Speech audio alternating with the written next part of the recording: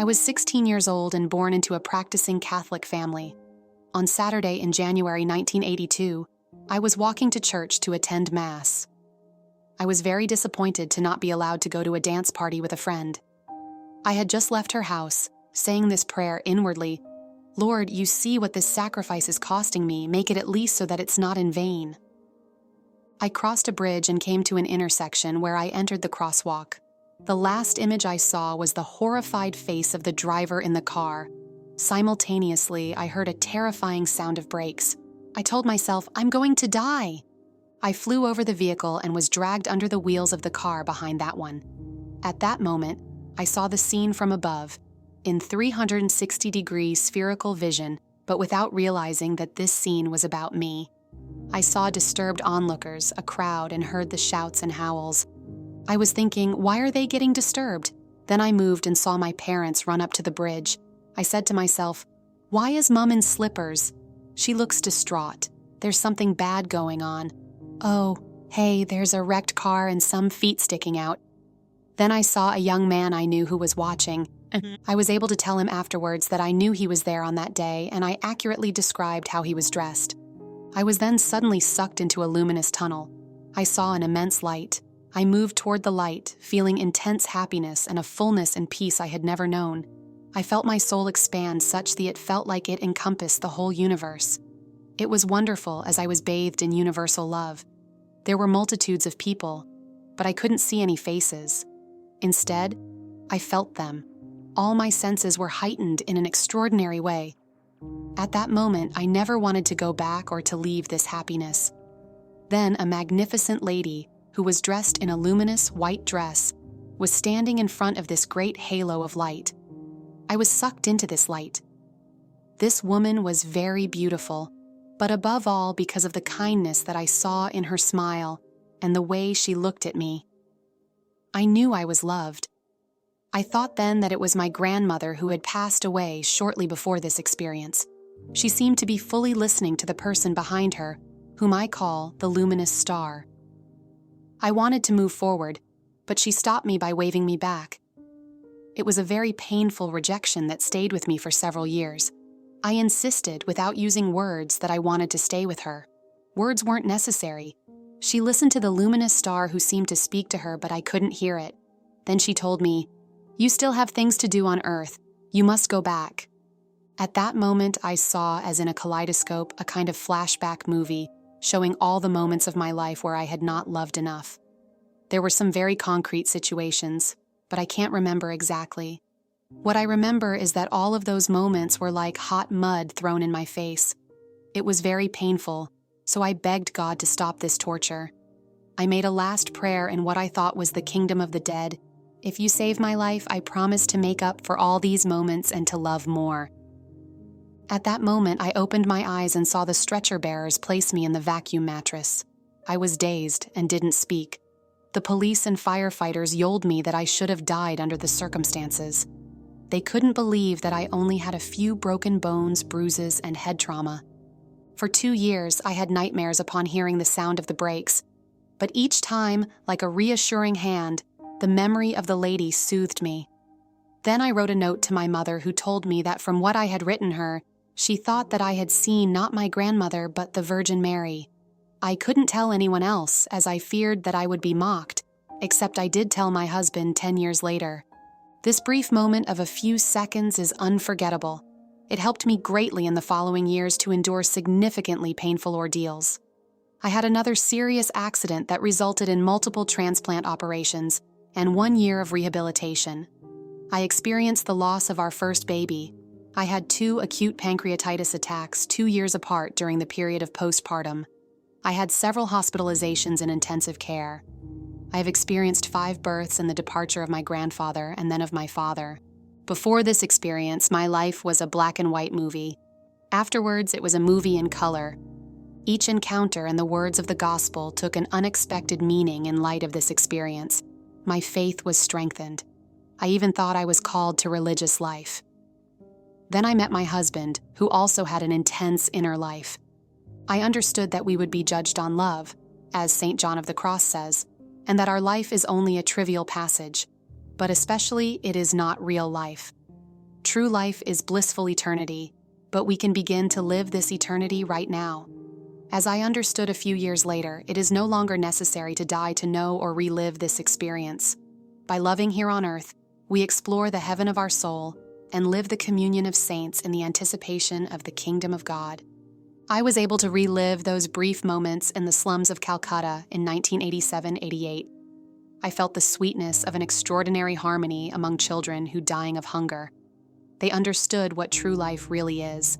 I also relived this experience during certain Eucharistic communions.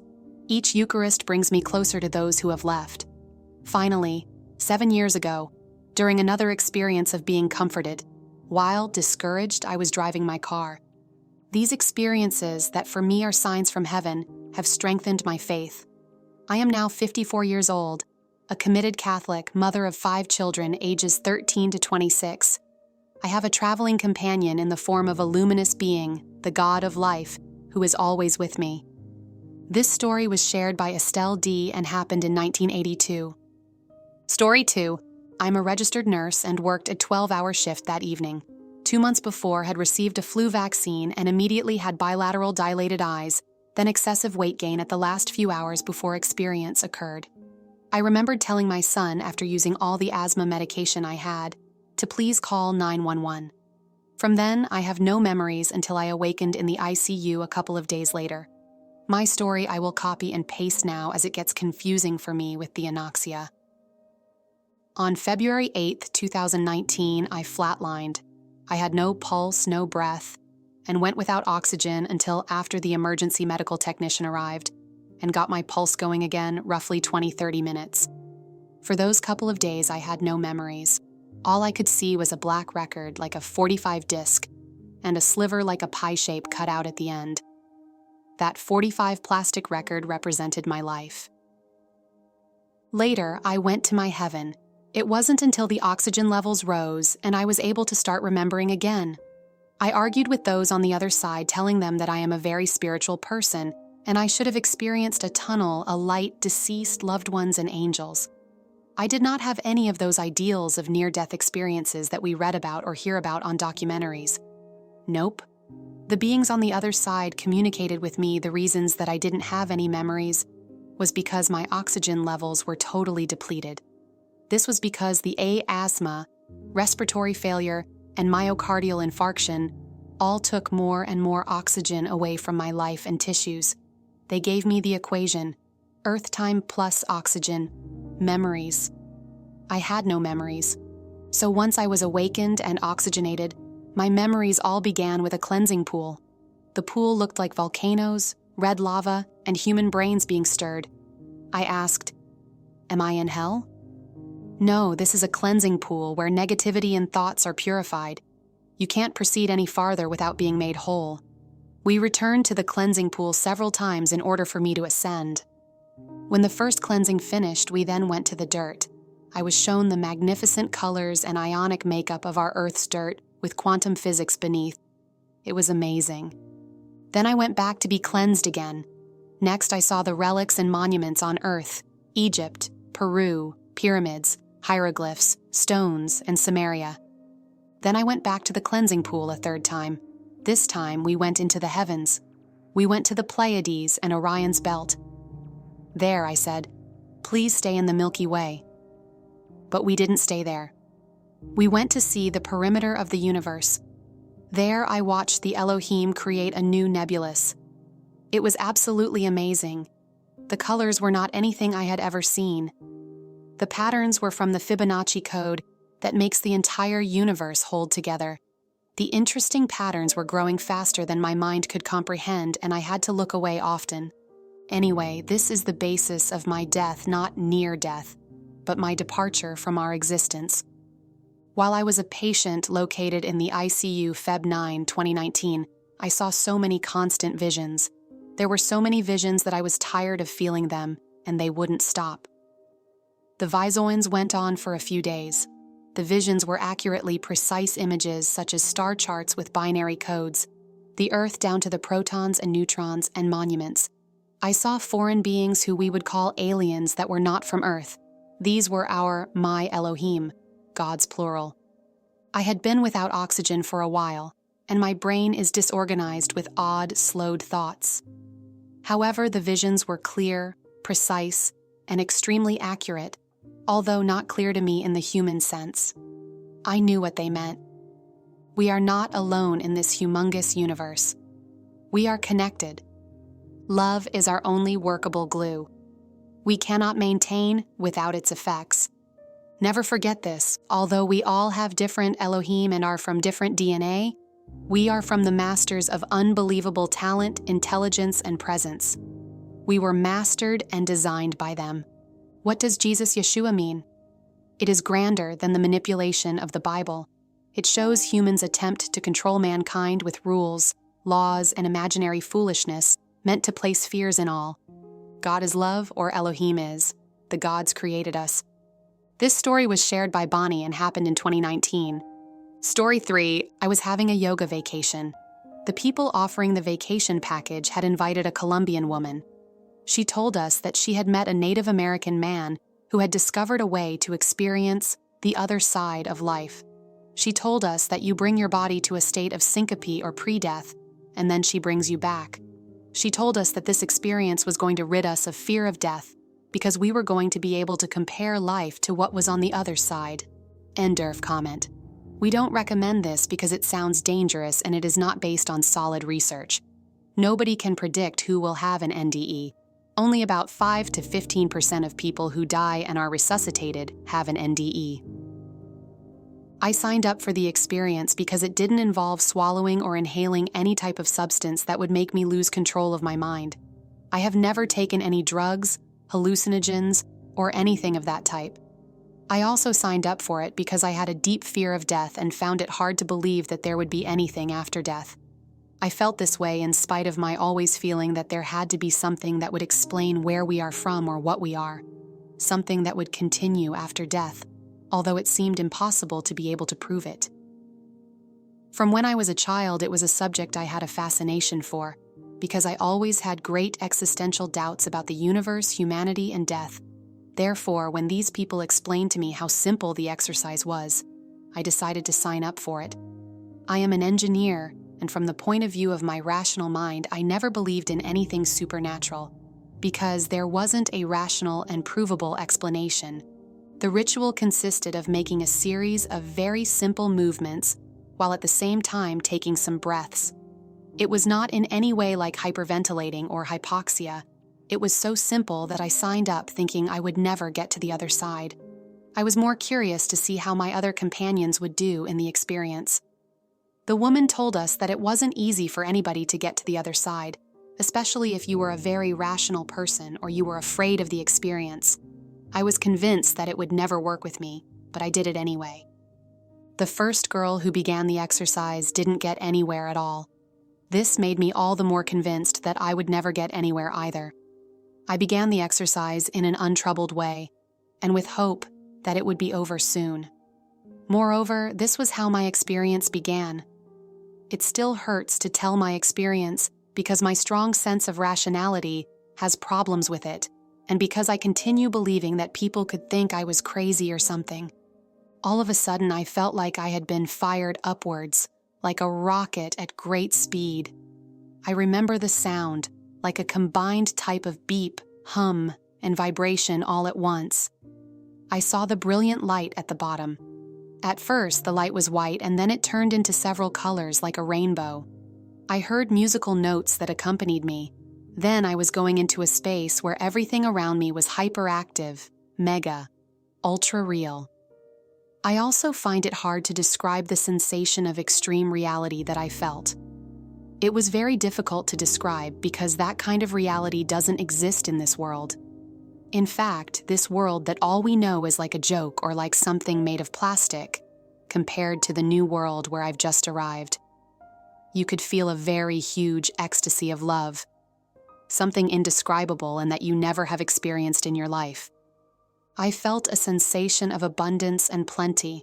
I didn't need anything, nor did I lack anything around me. I was in a state of perfection, feeling perfectly safe and confident. I was not frightened of anything. I did not feel fear of sickness or that I might be wrong. I felt more like myself than ever. I felt an empowerment of myself, yet I felt neither inferior nor superior to anyone or anything around me. Everyone was a part of existence, including myself. This made me feel that I had the right to live, and that my actions were noble and benevolent to everyone around me. I felt the safety that nothing bad was going to happen to me. I felt as if this place was my own true home, because I had the sensation of being home, safe, protected, and welcomed. I felt liberty because I didn't feel like a slave who was indebted to anyone or anything. I felt oneness because I was part of everything that surrounded me, and everything in its own way was part of me. I had the sensation of continuity or of belonging to this life. There was a feeling of creation or of consciousness because everything that I imagined or thought about took form instantly before me. This included people who were able to communicate with me without needing to speak. I only had to create the words in my mind and the person would hear it, and vice versa, like telepathic communication. I felt peace and tranquility, like inner and outer peace. Peace, peace, and more peace. There was complete serenity, wrapped in a sense of timelessness or eternity. I had the sensation of living there all my life, as if I had always been there. In fact, I had no memory at that moment of the identity I now have. I didn't remember anything from my current life, including my name, age, or the fact that I live on a planet called Earth. I had no memory of what it is to be a human or about anything that comes with it, like eating, sleeping, or traveling. I felt love and ecstasy. This is the hardest part for me to talk about because trying to explain this sensation with only words degrades the experience. It is like the physical sensation that would be to feeling an orgasm multiplied by 10 times and continued throughout time without limits, and in which the emotional feeling would be like universal compassionate love, gratitude, and union. It would be like not wanting anything to change, like it was emanating without being able to stop this love. I also had the sensation of living through 1,000 experiences or adventures, much activity and very sumptuous visual images, with a large amount of detail, very colorful, and coming one after another, without end. I don't remember meeting any of my deceased relatives, although the last image that I have is looking at a woman who was sitting down on a type of throne. She looked like my mother, but I didn't associate this person as my mother from Earth. At my side were 2 very small children of ages 2 to 3 years old, whose physical aspects were like that of my brothers here on Earth. But again, I never associated them with my current brothers. I did feel they were my family over there. The faces of these 3 beings were indescribable. They were radiating extreme happiness, infinite love, and empowerment of themselves. My mother was extremely pretty, more so than I had ever seen, and much more than any human being in this life could ever be. I don't remember ever in my life having seen a face so full of peace and love. The more I looked at her, the more love I felt. It was so hypnotic that I couldn't stop looking at her. Suddenly, that picture of my family and my whole life began to move rapidly away. I felt as if I were trying desperately to cling to the life that I considered real. I tried to return to where I was, but there was something that was stopping me. I started to feel very frightened because I didn't understand anything that was happening. I felt wrenching, emotional pain, as if something was pulled from my body. I felt as if I were moving at tremendous speed through a dense darkness, and with the feeling that every moment my space was narrowing. Then I began to hear a voice saying to me, "Come back, come back." I knew that I should go to a place that I felt I knew, but at that moment, I wasn't able to remember where that was. It was like having something on the tip of my tongue but not being able to remember what it was. I remained frightened and at the same time asked myself, "Come back? Come back? To where? Where do I have to return? Where are they taking me?" I tried to find a possible home in my mind to go to, but I couldn't find any. So I began to panic and felt like I would go crazy or lose consciousness. At that moment, I heard my inner voice saying to me, "Calm down, come back, you have to come back." Yet I kept asking myself, "Where?" My inner voice said to me, "Don't be afraid, trust me, come back." I started to relax and feel more confident. I kept going forward and towards nowhere. but I trusted the voice and gave into it. I ended up going with no resistance. At that moment, I felt I was entering a new space. The first thing I felt was an enormous, dense emotion that was like dirt. I could feel emotions not available in the world I've just left. Some emotions were similar to those I experienced there on the other world, like peace, love, fullness, and freedom. I say they were something similar because in this new place, I couldn't perceive things in the same way. It was as if these emotions were like a cheap substitute of the ones that I felt on the other side. They carried inevitably their own opposite emotions. I felt as if I had been thrown against a wall, or that I had dropped a glass of icy water full of scarcity, impurity, retardation, imperfection, discouragement, limitation, imposition, stupefaction, anesthesia, lovelessness, instability, materialism, disorder, and conflict. One after another, these emotions appeared to me in my new mental panorama at a dizzying speed. I felt within me as if these emotions were to make me feel disgruntled, that everything was unavoidable, and they formed part of this new world where I had arrived. I felt as if I had fit into a small, narrow, and dense container, that it was my physical body. I felt a tremendous physical heaviness, and the sensation that my body weighed tons. I felt compressed, especially in my head. I believed that if it continued this way, my head was going to explode. It hurt very much, and I felt a great pressure. I began to realize that something I couldn't control had started to erase the memories of the earth that I had come from and of my life. I really didn't want this to happen. I tried to grab my memories by force to keep recording them into memory. I managed to keep the sensations, emotions, and knowledge. I felt as if all this was disappearing towards my left, and at the same time, it was erasing that which I considered my life. I saw that on the other side of my head. To the right, there were new images forming, or more precisely, it was new knowledge. I felt like if something were loading me up a series of programs containing instructions on how to manage myself in this new world with its physical laws. This was to make up for my lack of knowledge, and so I could learn how to live in this new receptacle that contained me. At this moment, I managed to open my eyes. The first thing I saw was I falling forward and that I had bitten my tongue. I still didn't know who I was or where I was. I just saw the ground and something I didn't recognize or know what it was for. It was my hand. I was bewildered and a bit frightened. I kept asking myself, where was I? What was all this?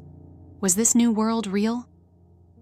Because what I felt was as if I had been put into a dream. And now everything I saw was like a toy, a joke. The memory was fuzzy or false. In the background, I heard a repetitive voice of a woman saying, "Come back, come back." I felt a blow towards my back, all along my spine. Then I felt a light bulb over my head, and I began to fit in all the new data that had come to me. I knew where I was, and in a cabin that belonged to the Colombian woman.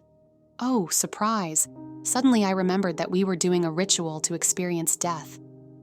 I was impressed because I never believed at any moment that I was going to have this experience. I couldn't speak. Everything was dense. I couldn't communicate as I had earlier with just thought. Everything had become heavy and difficult, as opposed to how easy it had been over there. I started to feel a bit sad and also felt a yearning. I didn't want to be in this new world. I wanted to go back to that other one, where everything there was more real and I was more myself than ever. I was processing everything I had been through, not knowing for how long I had been out. I was pondering questions such as, what happened? What scientific explanation could I give them?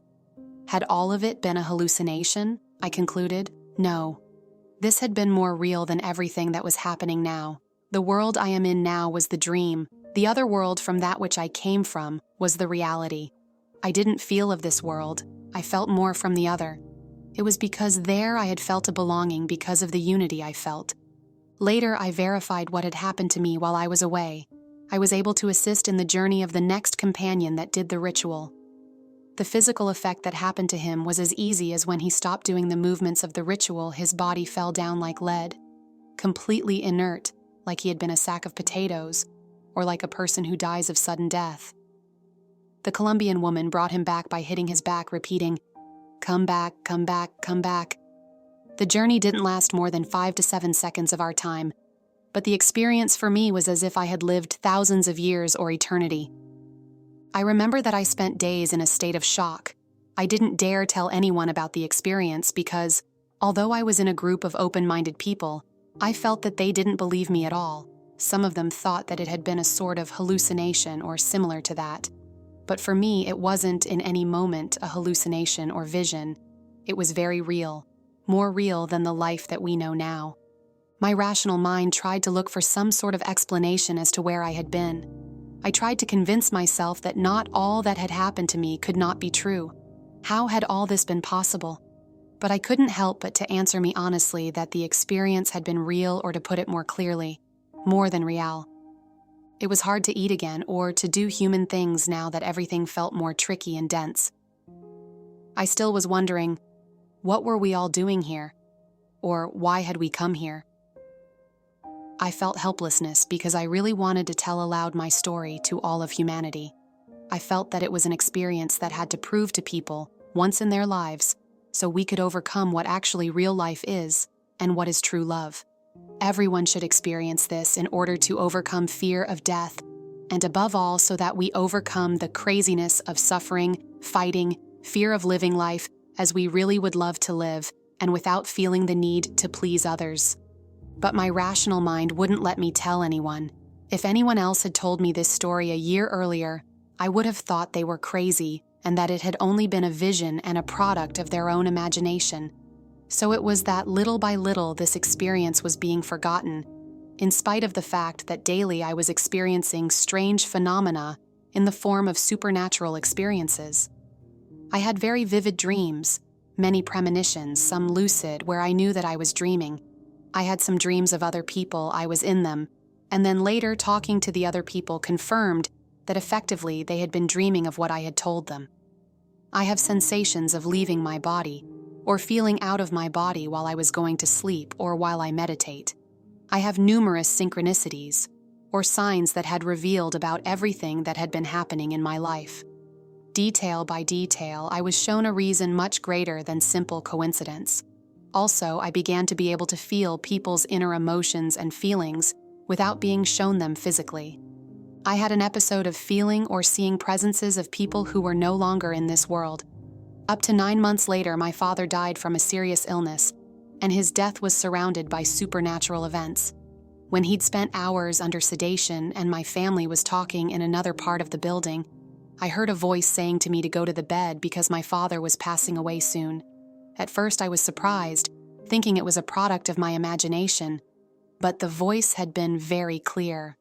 I approached the bed because I didn't have anything to lose, and at the moment I gripped my father's hand, I could see that he stayed alive, and I thought that I've just heard only an imaginary voice, but in the corner of my eye I saw that out of his head had come a type of scroll of white smoke with a small, brilliant ball in the center.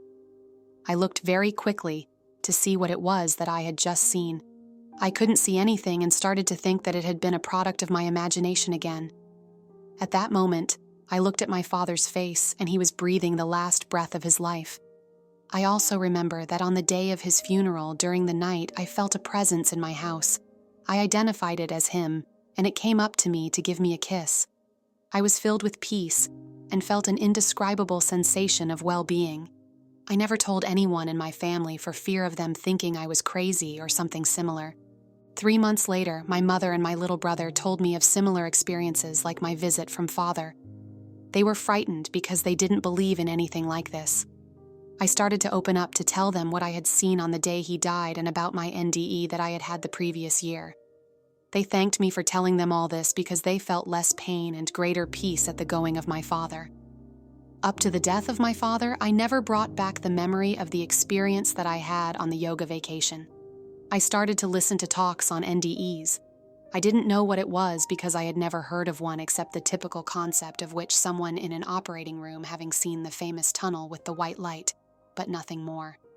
I began reading books on NDEs, and I really liked it. There were many experiences of very similar things to those, which I had felt in my experience. I felt relieved to think that I wasn't crazy and that my experience had been truly real. more people in the world were able to reach an understanding of how I felt after my NDE. I remember that it gave me goosebumps every time that I read something else that reminded me of my experience or made me cry. I remembered with total recall and clarity the experience in spite of the passing of time. So thank you for creating this space. It is the first time that I have dared to tell about the NDE with this much detail, and above all with the peace of knowing that I won't be judged as crazy or having a vivid imagination or being inventive. This story was shared by Marina P. and happened in 2015.